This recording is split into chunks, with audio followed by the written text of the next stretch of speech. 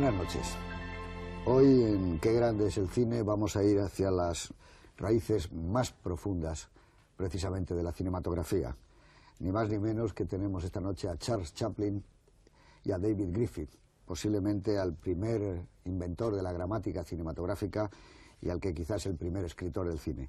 Antes yo quisiera decirles a ustedes que en nombre mío y en nombre de todos los que hacemos este programa, agradecer a la Dirección de Televisión Española que haya tenido el buen gusto de colocar este programa en una hora de mayor audiencia, como es esta de la 2, porque no es muy frecuente en ninguna televisión europea. Ni siquiera la BBC de Londres ha programado una película muda. Ver hoy día una película muda resulta exótico y sobre todo a estas horas de audiencia, como digo, pero me parece que La Quimera del Oro y Lirios Rotos lo merecen. Vamos a tener, por tanto, un programa doble y entonces yo creo que ustedes deben de tener una cinta de vídeo lo suficientemente extensa para que quepan estas dos obras maestras, yo creo que incontestables. La Quimera del Oro, como saben, es una película del año 1925, pero vamos a ver la versión que hizo el propio Chaplin en el 42 cuando sonorizó y puso algo de música. Es una obra que se estrena en Nueva York y desde el primer momento, ahora lo verán ustedes, la aparición de Chaplin de espalda, seguido por un oso. Como digo, en ese momento el cine se puso en pie y ovacionó. Estábamos ante el nacimiento de una joya del cine. Pero quizá les va a hablar mucho mejor que yo de La Quimera del Oro Juan Miguel Lamet. Buenas noches. Hola, buenas noches. Que desde siempre ha tenido una gran, no sé, afinidad con Chaplin y sobre todo con lo que supone el cine de Chaplin en el cine. Sí, me alegro que no hayas dicho que presentara a Charles Chaplin, porque no lo hubiera hecho. No me habría atrevido. Me atrevo a hablar un poco, quizá, de lo que para mí creo que significa Chaplin.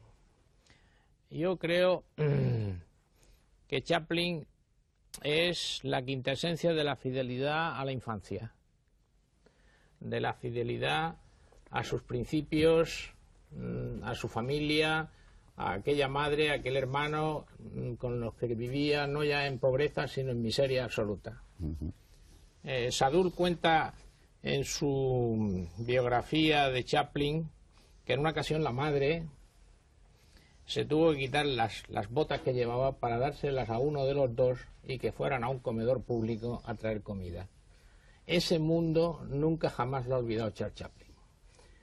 Y ese mundo matizado, dibujado con exquisitez por el buen gusto. El personaje que crea Chaplin jamás pierde los buenos modales, jamás pierde la elegancia. Es un personaje de pantomima, evidentemente, pero Chaplin consigue con ese personaje de pantomima algo que es formidable, que es que la pantomima siempre termina en fracaso y aquí el fracaso se convierte en risa. Yo creo que con La Mujer de París, La Quimera del Oro es la mejor película de Chaplin.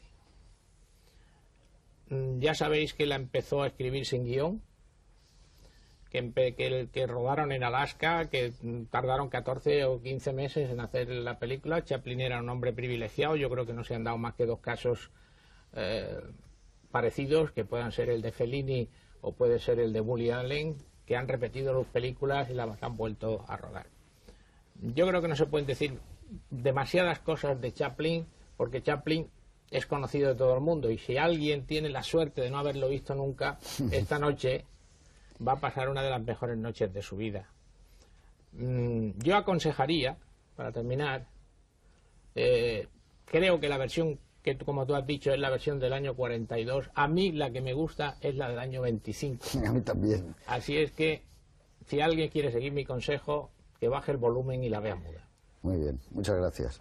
Eduardo Torres Dulce, buenas noches. Buenas noches, José. ¿Qué podías decirnos de Chaplin y de La Quimera del Oro? Pues ya lo habéis resumido prácticamente lo que es la esencia. Yo lo que me gustaría es que los espectadores que redescubran o que vuelvan a gozar otra vez esta noche con La Quimera del Oro y luego, por supuesto, con Lirios Rotos, pero particularmente con La Quimera del Oro, se fijen en el enorme talento visual de Charles Chaplin. Yo quizás lo que más me gusta de Chaplin, y particularmente en esta película, es cómo es capaz de hacer poesía con la imagen, de la cotidianidad, aprovechar la cotidianidad para crear todo un gag y cómo construye precisamente dentro de la película los gags visuales, los gags de comicidad a base de situaciones absolutamente cotidianas. Y no solamente la famosa secuencia, ya hablaremos de comerse un zapato, es una secuencia absolutamente prodigiosa, sino incluso la secuencia de un baile en un salón que hemos visto en tantas películas del oeste. Cómo es capaz de, con el más mínimo detalle, entrelazar ese detalle, unirla a otra serie de datos más y crear todo un gag visual que se acaba transformando en una secuencia absolutamente maravillosa. Ese talento que muy poca gente ha tenido y que tantos han copiado y han robado de las películas de Chaplin. En el año 95 no me extraña que se pusiera la gente en pie en el cine de Nueva York, porque hoy en día prácticamente, casi prácticamente 70 años después, sigue asombrando su enorme capacidad de imaginación, de inventiva, para transformar un arte que prácticamente estaba, un medio de expresión que estaba, si no naciendo prácticamente en su juventud, en un arte de madurez, de clasicismo absolutamente y por completo, un arte total. Y es verdad. Buenas noches, Juanco. Buenas noches. Háblanos brevemente de Griffith y de Lirios rotos, que posiblemente es una de las obras maestras también más grandes del cine. Yo creo que sí, que es una de las obras, es de las que además siempre ha figurado cuando ha habido un consenso un poco amplio sobre películas importantes de la historia. Esta siempre ha salido bien situada, hasta que después hubo un pequeño vuelco y las películas sonoras han ocupado mejores puestos, pero esta siempre estaba entre los clásicos. Yo de Griffith no te puedo decir mucho. Yo soy una persona que siento tanta admiración por él, que para empezar mi hijo se llama David por Griffith. Segundo, tuvimos una revista que llevaba ese nombre y que fue idea de Orson Welles que se llamase así. Yo tuve la osadía de pedirle que escribiese un artículo, que era ese artículo breve, maravilloso, que él leyó una vez, y yo siento que no se grabase, pero él leyó, y en aquella voz suya estaba toda la emoción que sentía por un hombre al cual le había conocido cuando ya estaba en su ocaso, es decir, cuando Hollywood le había denegado la posibilidad de seguir trabajando, que luego se repetiría con Welles además. Entonces, para mí Griffith es una persona de la que he reunido todos los libros que he podido, todas las biografías, todos los pasos, los libros de Lillian Gish, los libros sobre sus primeros años en la Biograph, y hay un sitio que siempre que voy a Nueva York yo visito, que es la famosa calle 14, donde estuvo el primer estudio de la Biograph, y donde el Museo de Arte Moderno puso una placa, pero la hizo en bronce muy bonita, y después de que tenía colocada, me decían en el Museo de Arte Moderno que algún drogata la había robado para venderla y había quedado huérfana la fachada del homenaje a este hombre. Pero de todas maneras, Lirios rotos creo que es una película que a mí me produce la sensación, y creo que le va a producir a todas las personas que sean capaces de tener la paciencia de verla con la serenidad que necesita, una transformación interior. Es decir, es una película que el espíritu del que la ve sufre una transformación radical. Se rompe la dureza que la vida diaria nos proporciona, se rompen los esquemas de la lucha por un montón de circunstancias banales, y queda el alma desnuda, yo creo, aunque parezca un poco cursi, del hombre frente a una obra y a una serie de matices impresionantes que nos dejan como unos niños que hemos sufrido una transformación radical.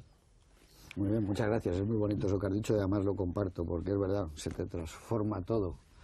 Bueno, pues a mí me hubiera gustado, en Qué grande es el cine, que hubieran aparecido también Stroheim o Murnau. Creo que con Buster Keaton, con Chaplin y con Griffith cubrimos, yo que diría que muy bien, el cine mudo. Hoy es una noche especial. Yo creo que estas películas nos van a poner fuera del tiempo.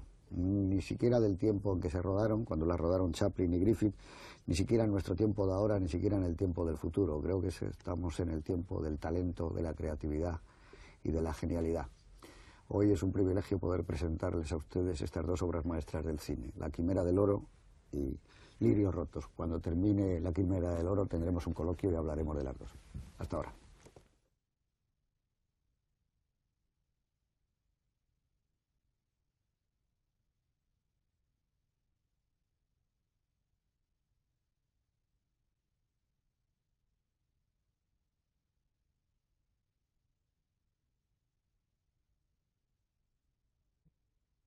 Bueno, aquí estamos otra vez.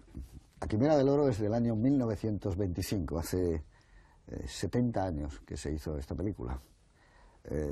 en aquella época cuando Chaplin se pasó un año entero rodando. Bueno, para ser exactos, 14 meses de rodaje. Como decía antes Juan Miguel Lamet, su perfección era tal que volvía a rodar y a rodar y a rodar, y que muchas veces mandaba a todo el equipo a su casa, les pagaba naturalmente y decía que vengan al día siguiente porque hoy no se me ocurre nada. Esa forma, claro, es incomprensible. Tiene que ser alguien como Woody Allen, como decía Lamet, o como el propio Fellini, porque esto está fuera de nuestro alcance. Ese lejano año 25 en que se filmó La Quimera del Oro, en el mundo pasaban más o menos estas cosas. Por ejemplo, que Blasco Ibáñez, el escritor español, se exilia en París y poco después se casa, por lo civil, a los 59 años. Es el escritor no solo más famoso que hay en España, sino también en Europa y probablemente en el mundo entero. Todas las marcas americanas se pelean por sus novelas. Es curioso que se hace por vez primera también el Censo Mundial de Automóviles. Exactamente hay en el mundo 22.700.000 automóviles, una cifra que parece algo grandioso. Solamente 10 millones han sido fabricados por Ford en Detroit. Hitler reorganiza el partido nazi y publica Mein Kampf, mi lucha. Se edita en París El proceso de Kafka, un escritor que acaba de fallecer hace unos meses, del que no se conoce prácticamente nada, pero que se va a poner en marcha una de las biografías literarias más apasionantes del siglo. Digamos que el acontecimiento cinematográfico, sin ningún género de dudas, es el estreno en la ciudad de Nueva York de la película La Quimera del Oro de Chaplin, que inmediatamente se convierte en un clásico.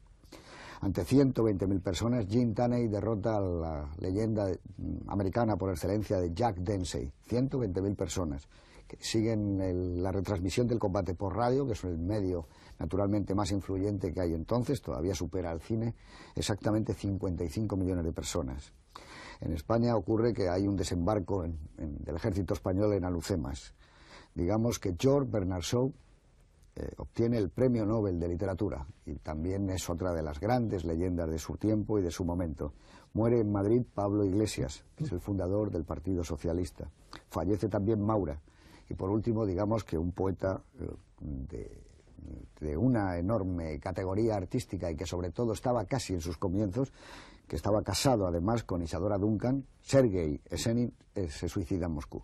Y bueno, pues esto es el panorama y estos eran los años un tanto lejanos, como vemos, cuando Chaplin trata no solo de ir inventando el cine golpe a golpe de manivela, como se rodaba entonces, sino que me parece que nos va dejando unas muescas en el cerebro y en el corazón, que ha habido muchas generaciones que han llegado después, desde aquel estreno en Nueva York, y que a todas les ha impresionado, ¿no? Creo que Chaplin es algo que, a lo mejor su vida personal ha tenido muchas aristas, y hay muchos biógrafos y mucha gente que ha podido no estar de acuerdo con su aventura personal, pero desde luego lo que está fuera de toda duda es que le han respetado siempre hasta el final. Yo creo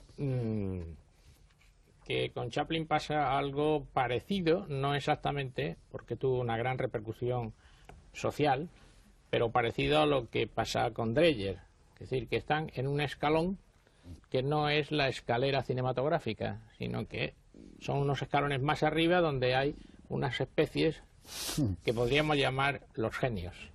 Y Chaplin pertenece a la especie de los genios. Pero es curioso, ¿hasta qué punto, y hasta hace unos años, no había devorado un poco Charlotte a Chaplin? La gente no sabía que Chaplin era tan grandioso director, que era un creador cinematográfico tan grande. Le veían casi solo como Charlot, pero no se sabía que él era el genio total, ¿no? Yo es que creo, permíteme la butad, que realmente el único que existió fue Charlot. Y que el que dirigía las películas era Charlot. El que estaba detrás de la cámara era Charlot. El que estaba detrás de la cámara realmente era Charlot. Voy a insistir en algo que dije en la presentación. A mí me ha impresionado mucho la película al verla, algo que me impresiona normalmente en la vida, quizás porque yo vengo de familia humilde, y es la dignificación de la pobreza. En todo momento el personaje en esta película, dije al principio que no pierde la compostura, pero es que al mismo tiempo es elegante, es que al mismo tiempo utiliza todos los recursos para hacer la vida agradable a las personas que le rodean, que es algo que he vivido yo. Esa noche vieja, esa manera de arreglar la mesa, esa elegancia con la que va poniendo las cosas, no la tiene ni siquiera un mayordomo como William Powell. Como William Powell. Es imposible. A mí eso es lo que más me impresiona. Por eso siempre creo que es que el personaje Charlot afortunadamente se comió a Charlie Chaplin. Bueno, pero aparte hay una cosa que es curiosa, digamos, que de la cintura hacia arriba, él lleva un sombrero hongo un poco deteriorado, pero lleva algo que en sus tiempos pudo ser la chaqueta de un frac y algo como que una pajarita. Luego ya, naturalmente, los pantalones, esos son unos pantalones que no son de él, evidentemente, las botas están cogidas a algún mendigo, pero quizá esa elegancia natural que él nunca ha perdido, esa especie de caballerosidad, porque puede ser pícaro, como hemos visto en esa escena que se finge que está moribundo para tomar un desayuno y que lo vayan a meter, ¿no? Eso entra de la picaresca, ¿no? Pero él tiene una enorme dignidad que no pierde nunca en ningún momento. No la pierde en ningún momento. Claro. Eso es lo que me llama la atención del personaje Charlot, esa dignificación de lo más pequeño, de lo más mísero, de lo más pobre, y de alguna manera es, creo yo, la razón por la que las masas se unieron a él, porque en el fondo todo el mundo no viene de familia acomodada, ni viene, claro, son más los humildes, somos desafortunadamente, los que existen en el mundo. Y en el fondo también esa es la raíz por la que se le vinculó al Partido Comunista, porque estuvo perseguido por McCarthy, etcétera, etcétera, porque yo creo que puso en pantalla la imagen viva de la pobreza más digna. Bueno, y aparte es verdad lo que dice Juan Miguel, porque cuando él sale de Estados Unidos, él no piensa que ya no va a regresar más, pero en el momento que está ya en alta mar el barco, hay un comunicado del gobierno norteamericano diciendo que es persona non grata en los Estados Unidos y que se le prohíbe poner el pie. La manifestación que se produce en el mundo entero es gigantesca, porque estamos hablando de un hombre que cuando iba a París le recibían 300.000 personas, o en Londres 500.000 de personas, amigo de Gandhi, de Alberto Einstein, Eso de era Reyes. impresiona mucho ver su autobiografía, las fotografías, claro, con todo el que fue algo durante su época, desde con los que tú has dicho, Einstein, Gandhi, Picasso, los Mountbatten. Es decir, no es normal el prestigio que tenía. Nadie en el cine ha tenido el prestigio que tuvo Charles Chaplin. No, hace como eleva al cine a una aristocracia que no había tenido, o sea, desde los inicios de la barraca. En su autobiografía él contaba, que habréis leído, que era la propia mujer de Einstein la que le dijo a mi marido Alberto le gustaría cenar con usted pero a solas y tener una charla en donde le contó cómo se le ocurrió aquello de la teoría de la relatividad, que le dijo, es que se me ha ocurrido una cosa estupenda, pero bueno, me voy a subir arriba y no me llaméis en varios días. Esa era la historia, como la contaba. Pero él sabía que estaba ante una personalidad como muy poderosa, como era la de Chaplin, ¿no? Que de alguna manera yo creo que la historia del cine cambia. Luego vamos a ver a Griffith, pero quizás es la primera vez que hay seres humanos de verdad en el cine, ¿no? Que hay un hombre, el sentido del hombre, del ser humano, se ha visto pocas veces como se ve en las películas de Chaplin. Yo creo que Chaplin es el último personaje de Dickens. Es decir, parece escapado de todo el mundo de Dickens, uniendo con lo que ha dicho de su infancia pasada en Londres, etcétera. Y además está el personaje del vodevil. Curiosamente es un personaje anacrónico, físicamente anacrónico en sus películas, porque nadie se puede concebir que en Alaska se puede ir vestido de esa manera, porque es su propio personaje. Pero logra superar todo eso, el aspecto dickensiano del personaje, que se revela, por ejemplo, en una de las secuencias finales, cuando ya es un multimillonario, va con esos abrigos en la cubierta del buque y alguien tira una colilla y lo coge inmediatamente. Tiene la reacción de quien no ha tenido nunca dinero para tomar una colilla. Y se viste con sus viejas ropas y le toman por el polizón. Porque curiosamente esta es una de las pocas películas de Chaplin en la que acaba millonario, porque lo normal es que acabe o no con la chica, pero generalmente se aleja al final en esa especie, en el iris, ese cierre en iris que suelen tener las películas de Chaplin, ¿no? Y luego tiene también el personaje del vodevil, es decir, ese personaje que durante mucho tiempo sustituyó las varietés en los escenarios. Ese aspecto de cómico de la legua es también lo que le da un aspecto entrañable físicamente al personaje y compone un aspecto poético de alguien que es forastero en todo tipo de sociedades. Es poemático y está maravillosamente bien reflejado el momento en el que entra en el salón ese de ese pueblo minero, en el que es el único que no participa en la fiesta. Todo el mundo tiene sus relaciones, él permanece y la cámara se mantiene a la distancia para reseñar su absoluta soledad. Para mí el personaje de Charlot de Chaplin es siempre el forastero en cualquier sociedad, ¿eh? El forastero al que se le pueden perdonar muchas cosas, que recibe muchas patadas, que da también muchas patadas, todo hay que decirlo, que se comporta con la mayor astucia posible para salir de las situaciones, pero que siempre es el solitario, el caballero vagabundo, se le ha designado, y hay algún documental que hizo algún documentalista americano que tiene tiene ese título, y creo que lo refleja muy bien todo ese mundo, ese personaje escapado del siglo XIX y prácticamente caído en paracaídas sobre unas sociedades enormemente agresivas, dominadas por la política, por el dinero, por la avaricia. Claro, es que además todo... hay como una especie de romanticismo de los juglares, y sobre todo del 19 que tú dices, y con Dick Turpin, y está enraizado, que también lo tiene Griffith, mucho de Griffith. Griffith, Que es que esta noche tenemos, por una casualidad maravillosa, tenemos dos de los grandes herederos, los máximos herederos en el cine que ha tenido Dickens, Chaplin y Griffith, que era un auténtico dickensiano. Y además la película de Rotos, exactamente Dickens. Rotos es Dickens. Pero yo pienso que efectivamente que Chaplin, bueno, la verdad que en América se conoce siempre la traducción exacta de Trump es vagabundo. Eso le hace siempre ser un ser alejado de la sociedad, al margen de la sociedad, que está bien. Pero hay una cosa muy curiosa, y es que a Juan Miguel le gustará esto, que sabes que Dreyer, en las épocas duras, tuvo que abandonar el cine, no había financieros, y volvió al periodismo y a la crítica. Y curiosamente hace una crítica muy bonita de tiempos modernos, y dice que al principio le descolocó un poco, porque dijo, este Chaplin, este Charlot, que yo también hay que diferenciar mucho, este Charlot nos va a salir ahora con una cosa de tipo social, reivindicativo, de las máquinas, de tal. Dice, y a medida que eso lo va abandonando y se convierte en el ser humano y en el vagabundo de siempre, dice, volvía a tener lo que yo siempre admiro en Chaplin, que es que no solamente nos da el don de la risa, sino que además es algo contagioso que todos necesitamos mucho. Es una cosa muy bonita de un hombre tan serio como Dreyer en cómo reconoce eso. Porque realmente sí, yo también estoy de acuerdo con Juan Miguel en que lo importante fue Charlot. Es decir, Charlot marcó definitivamente, y la prueba está que esta película es, aunque ya sé que a muchos les gustan muchas obras posteriores, pero esta película marca el apogeo para muchos de Chaplin.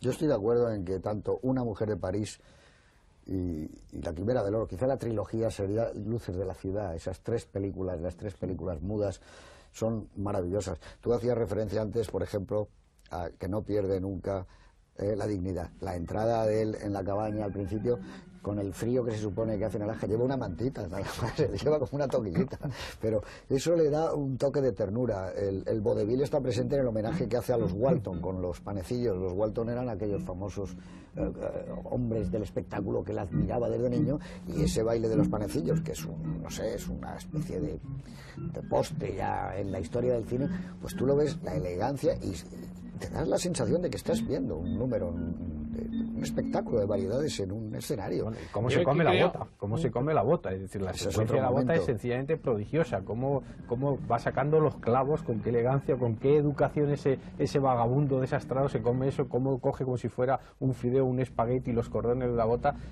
Está también el mimo que ha aprendido a transmitir emociones sin palabras encima de un escenario, y creo que eso es lo que le dotó de un contacto casi físico con las personas que veían las películas, que se sentían muy identificados. Por la mayor parte de los espectadores eran unos espectadores. El cine era un arte popular, eminentemente popular, de clases, valía prácticamente un centavo, valía prácticamente nada, un níquel, los famosos Nickelodeon. Se sentían identificados con alguien que expresaba todo lo que ellos pasaban, el pequeño que se enfrenta a los poderosos y acaba triunfando, pero siempre con una enorme dignidad y sobre todo con una enorme elegancia y comportamiento en sus maneras. Que la gente no sabía leer ni escribir, el 80% de la población norteamericana, que eso es una cosa muy curiosa del cine mudo, o sea, que las historias tenían que entenderlas en cualquier lado, prácticamente no leían los titulares de los periódicos, y en Europa pasa igual. A medida que la gente va adquiriendo mayor conocimiento, el cine empieza a hablar, porque ya se entiende más, pero eso es curioso, que Chaplin va como en paralelo. Hay un momento,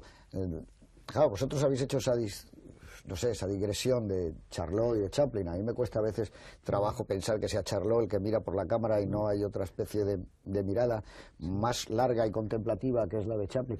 El momento cuando él se come la vela, ese es un momento prodigioso, o sea, porque además le da la mecha sí, la vela del cabo, porque la observación de los demás es como él ha cometido un delito, evidentemente, al comerse el cabo de la vela, pero es que cuando él acaba de asar las botas y ofrece una ración para cada uno de ellos, una para Big Jim, para el gigante y otra para él. Claro, el otro se da cuenta y dice, se está quedando con lo mejor. Es que ya está entrando en unos mecanismos de talento tan grandes que el otro lo coge y dice, no, para ti te quedas con las espinas, que es lo que se supone que es ese guiso. Precisamente que a mí lo que más me agrada, me sorprende cada vez que lo veo es eso que se llamaba antes ese mensaje, que ahora no sé cómo llamarlo recado. Recado. Ese recadillo que manda Charlotte o que manda Charles Chaplin, diciendo que la pobreza no implica necesariamente el mal gusto, claro, ni las malas maneras, ni los malos modos.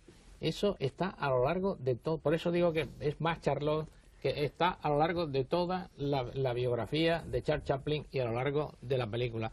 Yo no creo con esa imagen, que tenga... la que dices tú, la salida de él, cuando termina la pelea, la cámara está frontal y él viene hacia la cámara y funde en negro, esa es una de las salidas más majestuosas que ha habido nunca en la historia del cine. Como él sale de ese salón despacio, va hacia la cámara acercándose, va quedando la gente en un segundo término, esa es una cosa... La limpieza, el afán por la limpieza, cuando pone la mesa... Lo primero que hace es quitar las motas de polvo que hay en los platos. Es decir, eso es constante. Yo no quería decir una cosa que no quiero que se me olvide. Es que yo no lo veo tanto relacionado, que sí que efectivamente es un personaje de Dickens, pero yo lo veo más relacionado con la comedia del arte. Lo veo más relacionado con Arlequín, con Pierrot, con Polichinela, porque creo que el talento de la pantomima de Charlotte es absolutamente prodigioso. Hay en la película un momento, digamos, de esos de reclinatorio que decíamos en las primeras sesiones de este programa, que es cuando la chica Georgia, ¿no? Georgia hace una panorámica mirando el salón y pasa por delante de la cara de él y no le ve, porque es transparente. Ver la cara de Charlotte en ese momento es una maravilla de interpretación, es un palo. No, eso es una cosa que ha hecho mucho Chaplin a lo largo de su vida, que crees que es a ti a quien están llamando o a quien te van a dar la mano, y el ir a adelantarse y de repente ves que entra otra persona y te usurpa esa posibilidad de cariño. Eso siempre ha estado muy presente en el cine de Chaplin y, como tú decías, es lo que hace que te identifiques. Por ejemplo, esa cena de Acción de Gracias que tú contabas ya no solo es el mimo, sino la sensación de tristeza que produce en el espectador saber que además a esa cena no va a ir nadie, porque tú ya lo sabes que es una broma, lo has visto desde el principio. Cómo él apura esa especie de tormenta melancólica que hay en el alma de ese personaje. Eso es algo que está más allá, como diría Orson Welles de Griffith, más allá de cualquier atributo, está más allá de cualquier cosa que se pueda decir, porque eso nace... Ten en cuenta que es verdad. ¿Sabes quién le sustituye a Chaplin cuando decide hacer cine? Y que él no lo tenía muy claro, nadie tenía claro, les parecía que era una cosa un poco vejatoria para los actores de teatro y de vodevil, el cine era una cosa muy rara. Le sustituyó Stan Laurel, nada menos. O sea, no Chaplin en el teatro, él deja el teatro y le sustituye un nuevo cómico que era Stan Laurel. Pero lo que sí él aporta es a la Keystone, cuando le contratan, él sabe que el cine... Y es una cosa que, vista ahora, esta noche del año 1985, que es lo que yo quería plantear, que no puede hacerse tan precipitadamente. Las películas de Chaplin son lentas, estira el tiempo, y en cambio a la gente no le parecían lentas ni aburridas, pero no tiene nada que ver con la dinámica de las carreras, las persecuciones, las bañistas de Max Sennett. Aquí son planos a veces muy largos y que están compuestos. ¿No te ha dado la sensación, tú habías citado a Dredge, estira como el tiempo? Quizá la vida a lo mejor era más lenta entonces que es ahora, había menos agobios o menos medios de comunicación, pero la sensación que tienes viendo La Quimera del Oro es que está como muy relajado todo, como y muy ten en cuenta que suave. A Charlotte el primer apodo que tuvo fue Chas, y era en los Estados Unidos, que es como una onomatopeya de persecución. Sí. Y después se le llamó Charlie y finalmente los franceses le llamaron Charlotte. Pero es cierto lo que dices, hay otro tiempo en las películas. No tenía nada que ver con el que se hacía en el cine. No tenía nada que ver con películas como la que vimos la semana pasada. Sí, lo que sucede también es que en esta película no hay trama, probablemente porque tampoco tenía guión. le pasa como a las últimas películas de Howard Hawks, por ejemplo, en Hatari, claro, donde no hay trama realmente, hay situaciones. Entonces, si eres un artista con una poesía detrás, con una manera de mirar las cosas, puedes hacerlo eso sin que el tiempo se dilate, sin aburrir concretamente, porque estás contando cosas sobre seres humanos. Porque aquí no hay trama, pero simplemente el corazón de la película, que es, desde mi punto de vista, por lo menos, todas las secuencias que se desarrollan en el pueblo.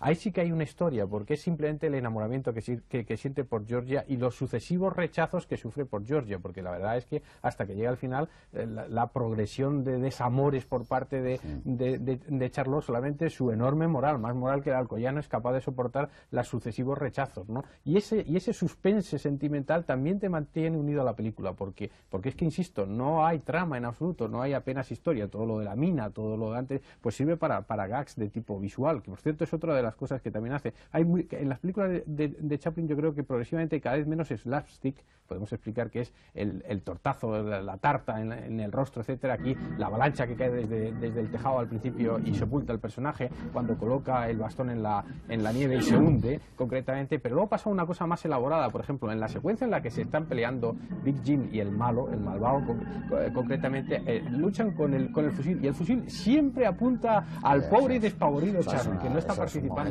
¿De qué manera coreografía eso? ¿Cómo coloca la cámara a la distancia? Lo dice siempre él. Siempre está en la misma situación. Sí, yo estoy absolutamente de acuerdo. Yo lo que creo es que estoy de acuerdo contigo, pero pienso que, aun siendo comedia del arte, siendo mimo, siendo pantomima, hay en el fondo del personaje los rasgos y la herencia de Dickens, de algo que él vivió concretamente. No, pero es que hay una cosa. Lo que pasa es que no tienen, lo que pasa es que no tienen los personajes de Dickens, creo yo, por la lectura mía que yo haya podido hacer, no tienen la dignidad que tiene el personaje de Chaplin, que antes, cuando te estaba contando cuando pone la mesa, a mí, al ver la escena, estaba pensando, no la pone con más elegancia Anthony Hopkins, vestido de mayordomo. Entonces, eso creo que no lo tenían los personajes. Sí, pero fíjate, si piensas bien, hay una novela de Dickens, que es un novelista que tiene bastante sentido del humor, aunque parezca lo contrario, que es Los papeles póstumos del Club Pickwick, que es una película de Chaplin como la copa de un pino, con situaciones de slapstick increíble. Yo pienso que siempre hubiera sido un argumento ideal para Chaplin. O sea que yo creo que sí, que hay algo ahí de la herencia de todo eso, algo en lo que ha dicho anteriormente. Yo lo que creo que tenéis razón en todo, porque estamos bordeando. Tiene razón Juan Miguel en el sentido de que efectivamente tiene todo lo de la comedia del arte, pero yo creo que es que ese arte, sobre todo antes del cine, de los medios de comunicación de masa y todo eso, ese arte se ha ido transmitiendo por países y por familias y por teatros de unos a otros. Y la combinación de todo eso es el vodevil, que tiene una época de esplendor maravilloso, y el hecho mismo de la dignidad, y esto es una pequeña digresión, el hecho mismo de la dignidad os recordará Cantando bajo la lluvia, cuando ellos todo el tiempo hablan de dignidad, pero les dan la mayor bofetada del mundo. Entonces, creo que lo que sí sucede, que él toma de Dickens, es un cierto ambiente y una serie de cosas importantes, por supuesto, pero que el personaje es mucho más complejo, porque si habéis visto, hay algunas veces que pasan películas que se va viendo cómo nació ese personaje. Y la primera idea que él tiene, o sea, él admira mucho las fotos de los dos juntos, a Max Linder, que Max Linder es el contratipo de Charlot, porque Max Linder es igual, con sombrero, con frac, con todo, pero en elegancia. Y lo que hace Chaplin a veces, que aquí lo hace, es contraponer sus harapos a la elegancia de un Max Linder, por ejemplo, o de un personaje a lo Max Linder, a los señores elegantes que él había conocido en el Londres de la Reina Victoria. Y el hecho más decisivo es que al final, en esta película, que yo creo que es la única película grande, y yo creo que incluso de las cortas, que tiene un final feliz total, cuando él sale vestido ya de millonario, viste con el tono impecable de Max Linder, que era su ídolo en ese sentido, del cual aprendió. Y yo pienso que de todas maneras, esa diseño que decías tú, José Luis, de Charlot y de Chaplin, yo la aplico a una cosa que ya se le llamó mucho la atención a partir de esta película y que luego ha sido motivo de todos los vaivenes que ha tenido la fama de él como creador, que es que ya en ese momento, en el año 25, el famoso ensayista y escritor Edmund Wilson, que era un gran admirador de Chaplin, marca las pautas y dice: Chaplin tiene un momento difícil porque él fundamentalmente antes que nada es actor, que yo lo que creo que es actor inmejorable en todos los aspectos, pero no le veo preocupado y no tiene ningún interés por los desarrollos técnicos que está teniendo el cine, lo cual le puede dejar anquilosado en muchos apartados. No tiene el interés por la fotografía, que están teniendo Murnau y una serie de nombres y tal. Y a partir de ese momento, Wilson establece unas cosas que son bastante interesantes, porque se han cumplido en buena medida.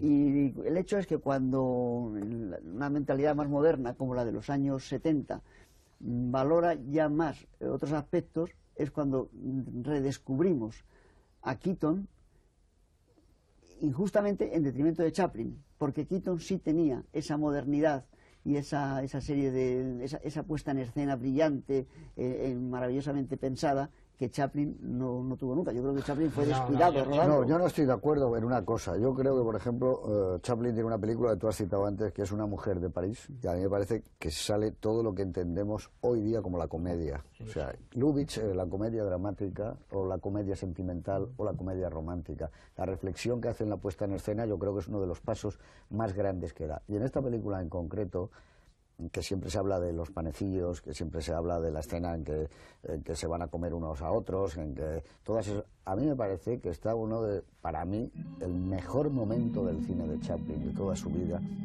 que es ese montaje tan sencillo en paralelo, cuando dan las 12 de la noche, se oye el vals de las velas con una tristeza enorme.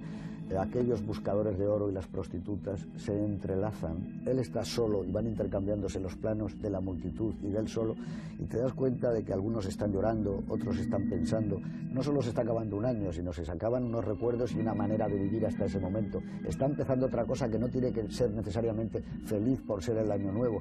Esa cosa tan manida que se llama la vida, el paso del tiempo, el fluir de los acontecimientos, yo no creo que se haya dado nunca como está dado en esa secuencia, que a mí me parece portentosa. La cámara va recorriendo en un suave traveling las filas de los pioneros, de la gente.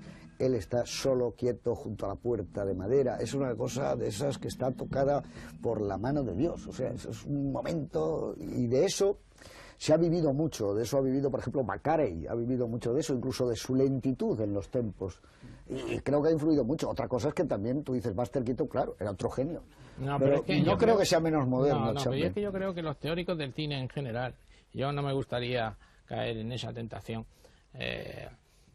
cometen muchas torpezas al hacer análisis a posteriori. Es decir, yo he leído en muchísimos sitios, como vosotros, que Buster Keaton era la espontaneidad y Charles Chaplin era la inteligencia. A mí me parece es un disparate absoluto, porque ninguno de los dos es espontáneo. Todos los gags de esta película están absolutamente estudiados, tan estudiados como desarrollados matemáticamente. Desarrollados matemáticamente como los de Buster Keaton. Lo que tú has señalado antes de la escopeta, eso está ensayado cientos de miles de veces hasta conseguir esos pasos concretos y exactos. Y los giros para que esté o posiblemente tomado, que en esta película, como en casi todo Chaplin, en casi todos estos cómicos de esa época, y si ves la cantidad de cosas que se hicieron en Max Sennett, mucho eran las llamadas rutinas del vodevil, que estaban ensayadas día tras día, comprobadas con un público, como pasaba con los hermanos Marx, hasta que funcionaban perfectamente. Pero eso lo tienes que coger en una cámara, es decir, no es lo mismo la distancia del escenario para que lo vea alguien en la fila 25 para un espectador que es algo novedoso y que lo va a ver ahí. Esa fue la gran suerte de ellos, que descubrieron que la cámara podía dar esos detalles que en el escenario se perdían. Y la cámara se podía mover. Claro. Y yo estoy de acuerdo con Juan Miguel porque, por ejemplo, en la secuencia en la que se enfrenta a Jack, el novio de Georgia, en el salón, está, como dice Juan Miguel, todo muy medido, porque le encasqueta el sombrero hasta abajo, no ve nada, empieza a mirar con esos movimientos típicamente de Charlot, le da un golpetazo tremendo con la mano al intentar golpear a la viga del salón, y desde arriba dos mirones mueven un poco y cae el reloj encima de la cabeza de Jack y lo deja absolutamente cao. Se quita el sombrero y cree que lo ha noqueado él. Eso que es puramente visual, que nosotros sabemos algo que el personaje no sabe, es una pura elaboración, como dice Juan Miguel. Es decir, ahí por supuesto que había un pionerismo, por supuesto que había la herencia del vodevil, pero está súper elaborado, es un gag visual desarrollado a través de una secuencia y que revela un talento enorme. Luego es que tiene el talento visual de un Ford, por ejemplo, el momento para mí mágico en el que Georgia, la frívola Georgia, que es capaz de rechazar a unos y a continuación con otro, de tener un gesto de ternura con Chaplin y entregarse a Jack, etcétera, levanta el almohadón y ve la rosa que ha cogido del suelo y el retrato medio roto que ha arrojado ella en un momento determinado. Ese momento que es clásico de los pioneros clásicos del cine, valga la redundancia, revela también una capacidad de elaboración, una capacidad de reflexión acerca de lo que se debe ver o no se debe ver. Y por lo tanto yo estoy de acuerdo con Juan Miguel, que todos ellos, aunque son artistas intuitivos, también son artistas muy manipuladores a la hora de, en el mejor sentido de la expresión, a la hora de provocar la emoción. Decía Hitchcock que el cine es el arte de crear emociones y la misión del cineasta es mantenerlas, y yo creo que es una de las más hermosas y más reflexivas definiciones que se puede dar del cine. Y yo creo que esta película y el cine de Chaplin viene como anillo al dedo a esa definición del cine de Hitchcock. Tú mismo has mencionado una secuencia de la cual yo iba a hablar y que demuestra con claridad meridiana hasta qué punto hay una elaboración de la puesta en escena, que es una cosa que yo admiro y adoro en cualquier película. Y no es exactamente la escena completa. Es cuando él entra por primera vez en el salón, hay unos planos cortos, donde todo el mundo pasa por alrededor suyo. No, me refiero al plano general. Hay un plano general donde él está de espaldas y de repente todo el mundo coge su pareja y se pone a bailar. Eso no está improvisado, eso está meticulosamente coreografiado para que sea exactamente una coreografía. Cuando llega el camarero y se coge la copa. Y por cierto que en el salón hay una cosa preciosa, ahora que han mencionado lo de la fotografía, hay un gag que a mí me produce risa todas las veces que lo veo, que es la cara de asombro de ese minero que ve cómo ha ligado y acaba de ver cómo ha cogido la foto del suelo. Y no hace más que mirarle con un asombro y decir, bueno, la capacidad de este enano es portentosa. Oye, es lo que pasa que desde La Mujer de París esta y también el City Lights, Las luces de la ciudad, son tragedias, ¿eh? Lo que él cuenta son tragedias, Chaplin, lo que pasa es que las cuenta cómicamente. ¿Y Candilejas? Pero son tragedias. ¿Y Candilejas? Porque la historia esta está basada en hechos reales. El gran tema del music hall es el fracaso. Claro. Y es que tú ves eso que has dicho ahora, el plano general y cómo se ríe cuando le ve con la foto, se ponen todos a bailar, pero le basta un simple movimiento de cámara para darte cuenta que aquello es un mundo de perdedores, que nadie va a encontrar oro, probablemente nunca, que se van a morir helados, que aquello ha sido un fracaso, las calles están embarradas. Eso lo hace, esa cosa en el año 25 lo captaba ya la cámara, y la gente a lo mejor no lo podría decir, nos lo hemos pasado muy bien, nos hemos reído, pero además es otra cosa, y esa otra cosa, ese algo más, eso es lo que tenía Chaplin. Ese algo más es el alma, o sea, que él ponía en sus películas. Que tenía una personalidad terrible. Yo creo que efectivamente en el cine no ha existido una personalidad más fuerte en una pantalla que la suya. Y esa personalidad también se reflejaba en eso que hablabais al principio, porque todo está muy ligado, de esa situación familiar y de esa pobreza inicial.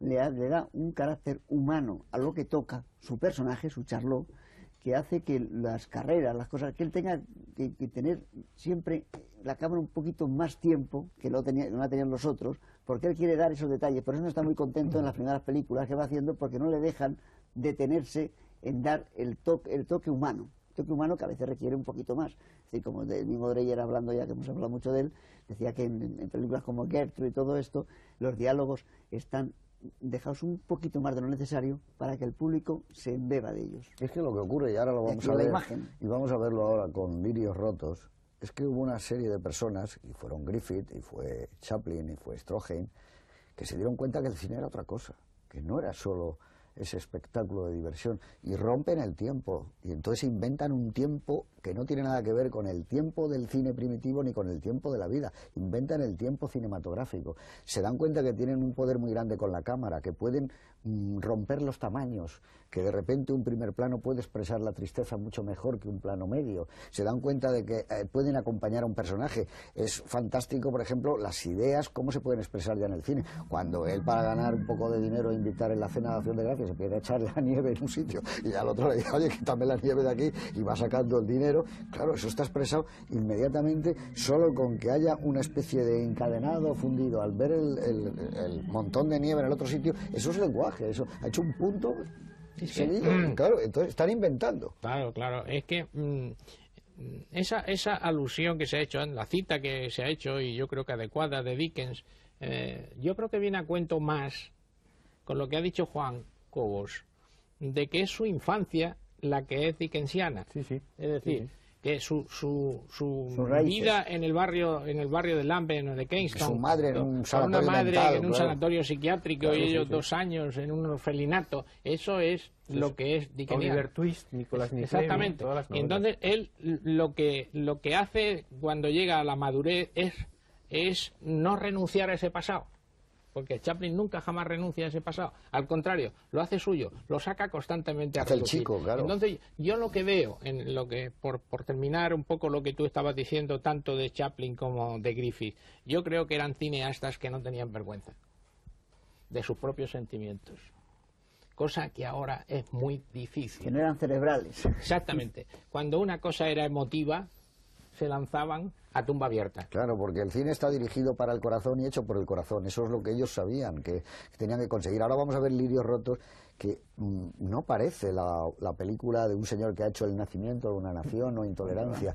Es de una delicadeza, es la obra de un poeta, de una finura, de una elegancia, que es algo que... Yo no creo que esté filmada con celuloide, está filmada con porcelana. Sí, sí, bueno, sí, no. En relación con lo que ha dicho Juan, hay otra secuencia que también revela lo que acaba de decir Juan, y es el momento en el que se han ido las chicas que han ido a visitarle a la cabaña y confía en que va a tener la cena de fin de año con todas y particularmente con Georgia, y se vuelve loco como un niño pequeño y lo filma a tal distancia y a la vez tan cerca que hace una cosa que es increíblemente, aparentemente cursi, pero enormemente emocional, y es que rompe la almohada y empiezan a caer las plumas como si estuviera nevando dentro de la habitación. Esa imagen poética que le hubiera encantado a un surrealista por aquellos años, es capaz,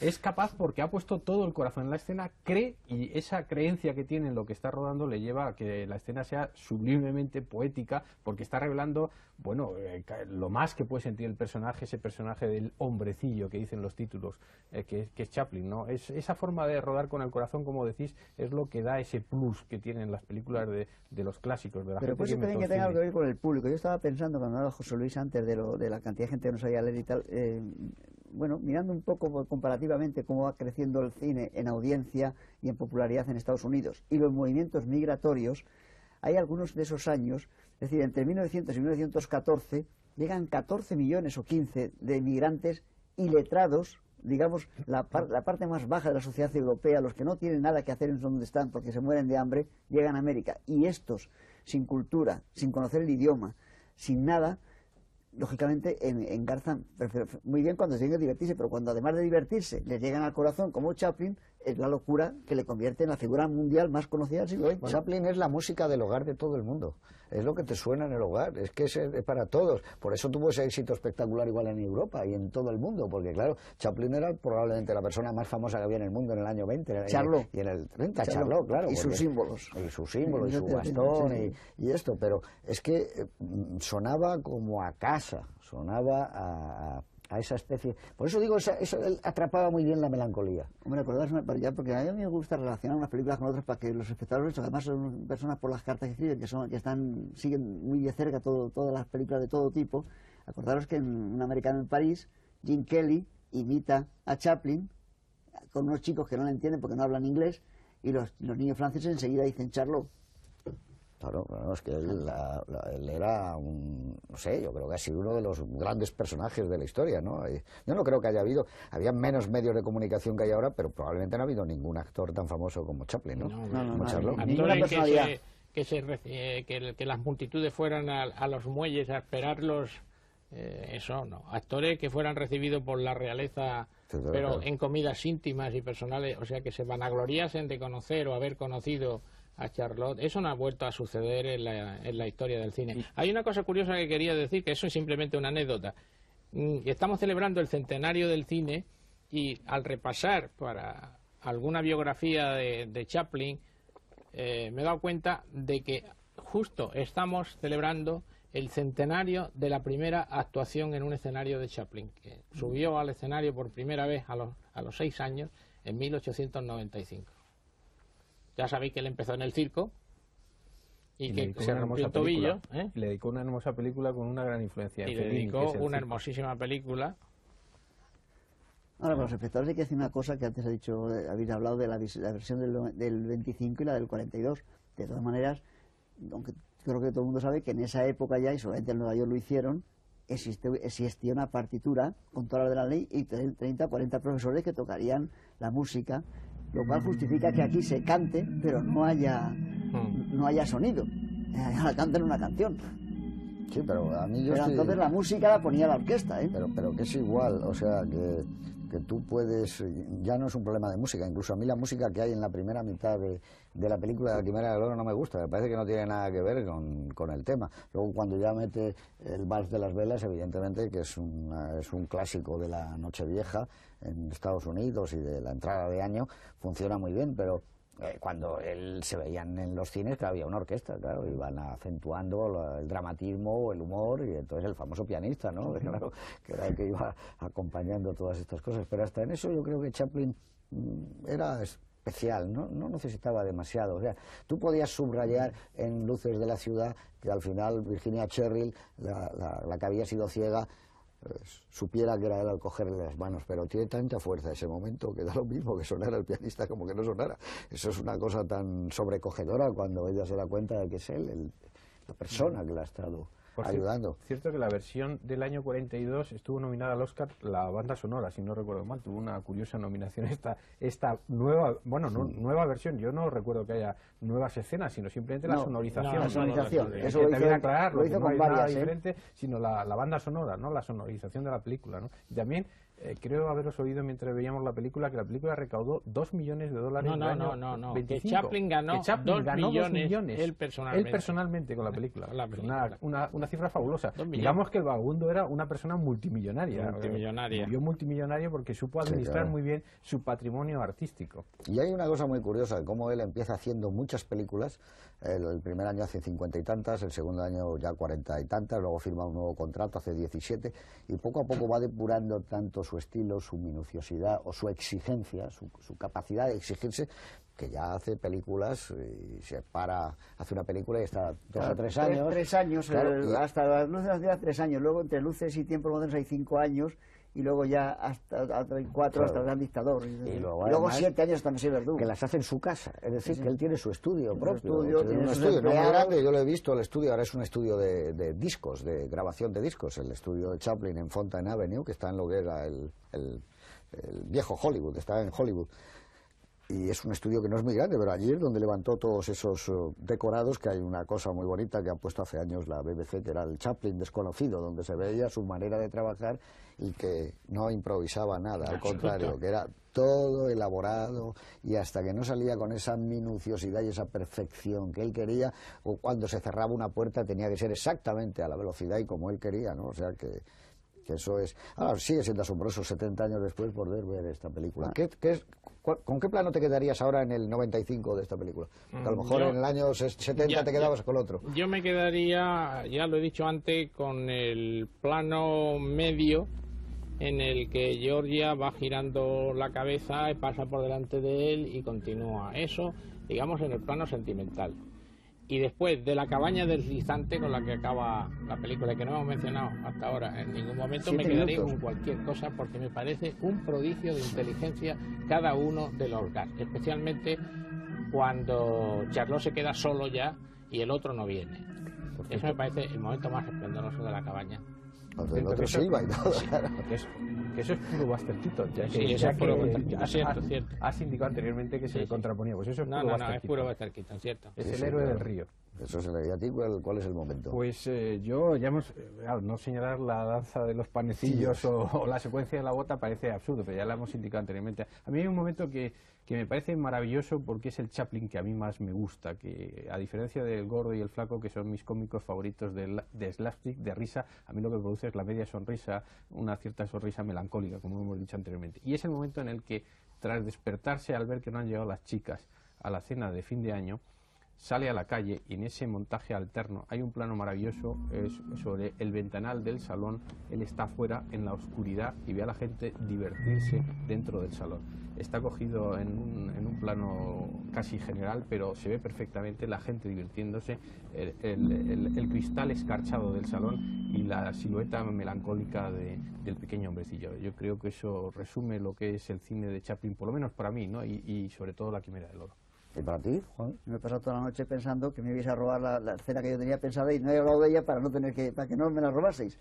Para mí el momento realmente maravilloso de él, incluso como director, en el cual yo siempre tengo más reparos con Chaplin como director, el momento genial me parece que es cuando van, después de haber descubierto que le han defraudado esa noche, y va Georgia entra en la cabaña, se queda ella sola, descubre todo aquel detalle maravilloso de la cena preparada.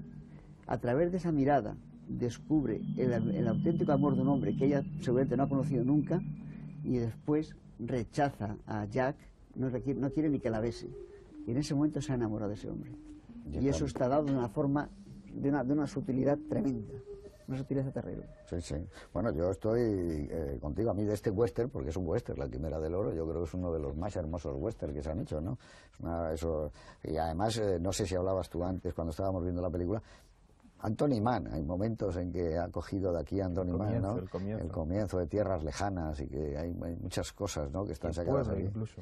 A mí bueno, pues claro, todo lo de los panecillos, todo prácticamente, el arranque de la película, esos planos maravillosos, esa muchedumbre, esa multitud, además basada, como decíamos, en hechos reales, ¿no? Porque todo esto, lo del oro de Suter, lo que trajo fue una tragedia enorme. Se asaban las botas, de verdad, se comían el calzado. Eso no lo inventó Chaplin, eso lo vio él una vez en casa de Douglas Fairbanks, y estaba viendo unas postales y comentaron cómo se podía llegar la gente a comerse unos a otros. Yo me quedo con la Nochevieja. A mí me parece que esa es una de las Nocheviejas mejores que ha dado el cine. No ya la Nochevieja, sino el paso de un año a otro, de una vida a otra, de un estado anímico a otro, y cómo realmente un reloj es suficiente para marcar una especie de cambio de tiempo en tu propia vida, ¿no? Bueno, y ahora vamos a decir algo, vamos al revés, de Lirios Rotos, que la vamos a poner a continuación. ¿Qué recomendarías? Ya has dicho antes que se viera con mucho Yo sí, porque amor, ¿no? creo que es una de las historias sentimentales más hermosas que he visto nunca, más brutales por otro lado, ese enfrentamiento padre desalmado, brutal, y una hija que es verdaderamente como un lirio. Ese amor que la hija tiene, que realmente teme que la mate, no porque la mate, sino porque le ahorcarían al padre. Es rizar el rizo. Y esa sensación extraña de ese amor entre este hombre que ha venido de Oriente, que se ha perdido un poco en la ciudad, en los bajos fondos del barrio chino y demás, y esta pureza angelical que tiene Lillian Gish, que yo creo que es uno de los trabajos más espléndidos que la he visto nunca, y realmente la Gish tiene, hasta que ha muerto con 90 y tantos años trabajando, me parece una cosa extraordinaria. Pero está llena de decir que es difícil, es como retratar el aire, hablar de esta película. Por cierto, que se llamó aquí en España La Culpa Ajena, Lirios Rotos, uno de los nombres. Parece que el estreno fue La Culpa Ajena, ¿no? Vienen los libros como La Culpa Ajena, Lirios Rotos, Lirio Roto en singular. ¿Qué puedes decir tú? Pues a mí lo que me Vamos gustaría a verla en muy pocos minutos entramos. Que se fijaran los espectadores cuando vayan a ver Lirios Rotos, que como ha dicho Juan, si esperan un poquito les van a dar las tantas viendo y emocionándose con Lirios Rotos. Para mí es la capacidad que tiene Griffith de atrapar la vida en un encuadre, y estamos prácticamente en el comienzo del cine, es decir, simplemente la capacidad que tiene la cámara de registrar las miradas que son los sentimientos de emoción de los personajes. Yo creo que hay pocos cineastas capaces de colocar la cámara en un sitio tan sentimentalmente y emocionalmente tan matemático para atrapar unos seres que están sufriendo, que se quieren o que tienen miedo, y la capacidad de transmitir eso prácticamente sin gesticulación, sin sobreactuación, la pureza en definitiva de la actuación transmitiendo vida. Eso es lo que yo creo que es una obra maestra, todo el cine de Griffith y particularmente Lirios Rotos. ¿Y tú, Juan Miguel, por qué crees además que se debe ese cambio de que hace una obra tan recogida Griffith, el que era la épica por excelencia, e incluso sus ideas eran unas ideas ultraconservadoras, en cambio aquí sin embargo, esta película, eso era justo lo que yo iba a decir, esta es una película de Griffith enormemente progresista y enormemente valiente. Se atreve a plantear hace 80 años a la sociedad norteamericana que un oriental, un chino, pueda enamorarse de una blanca y pueda ser tan delicado y tan tierno con ella, de tal manera que hay un momento que a mí es el que más me gusta de la película y que anticipo, que es cuando se va acercando como para besarla y termina besando la túnica que le ha dado. Bueno, eso es prodigioso. Eso es prodigioso. Entonces yo creo que quisiera resaltar la valentía de afrontar ese tema, conociendo como conocemos, cómo después el cine en los años 30, los años 40 fue para atrás en tocar ese tipo de temas. Bueno, pues y además yo les digo a ustedes que se fijen, como han dicho ellos, en la interpretación es estupenda. Hay un momento que Lillian Gish está dentro de un armario y el padre está rompiendo ese armario, que yo creo que pocas veces ha habido una comunicación tan grande entre una actriz, estamos hablando del año 19, y una cámara. Y creo que vamos a rendir un gran homenaje, aunque ustedes han oído decir muchas veces que el cine lo inventó Edison o que lo inventaron los hermanos Lumière. No hagan caso, el cine lo inventó David Griffith y quizá probablemente con esta película que vamos a ver ahora, Lirios rotos. Buenas noches.